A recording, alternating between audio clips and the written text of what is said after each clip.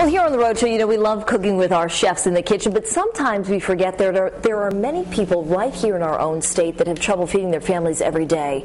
In fact, right here in Rhode Island, 1 out of every 6 children are at risk for hunger, the highest level in 10 years. Joining me this morning to talk about the ongoing problem and how we can help is Michael, who's the communications manager for the Rhode Island Community Food Bank, and also Joe, who happens to be the president and CEO of Washington Trust. Thanks for both being here this morning. Nice to be here. Michael, first of all, that statistic is just incredible to me. Is that right? 1 in every 6 children is going hungry on a regular basis? It is. It's 17% of the state's child population is at risk of not knowing where their next meal is coming from. And like you said, it's the highest number in 10 years. And sadly, hunger has grown as the state's economy and job situation has further slipped into trouble. And it seems like a kind of a disparity because we were just talking about obesity in children, but really, when you think of hunger, it's not so much as though there's no food available, because of course there's lots of food available in our communities, but there's a real lack of nutritious food that doesn't contribute to obesity, but that really nourishes children.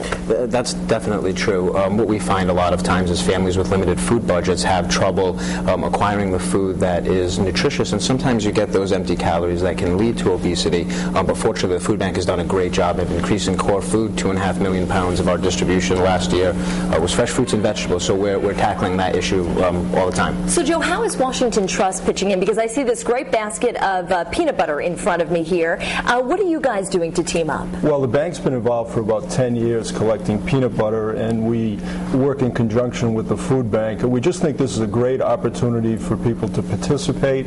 Our employees are very involved. Our customers are very involved. We collect peanut butter at the branches, and our goal this year is to get to 100 tons of peanut butter. We have collected over 77 tons over 10 years. Wow. We're going to do 23 tons more this year. So we just think it's a great opportunity. And I can go into any Washington Trust and just drop off peanut butter, right?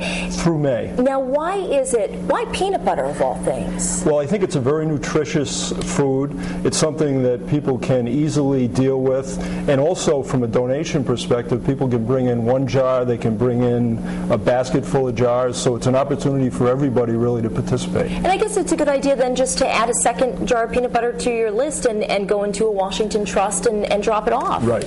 It's interesting to me that the food bank is teaming up with what's typically a monetary bank, but this partnership, you're really hoping to fill a gap here. We are, and we need the support of the community, businesses like Washington Trust, community groups, schools, in order to do our work. We're a community-based organization, and if everybody chips in, we can accomplish great things. And of course, Rhode Islanders are famous for their generosity. Yes. So, gentlemen, thanks so much for being here this morning. We appreciate it. And if you'd like more information on how you can help fight hunger here in Rhode Island, all you have to do is head to foxprovidence.com.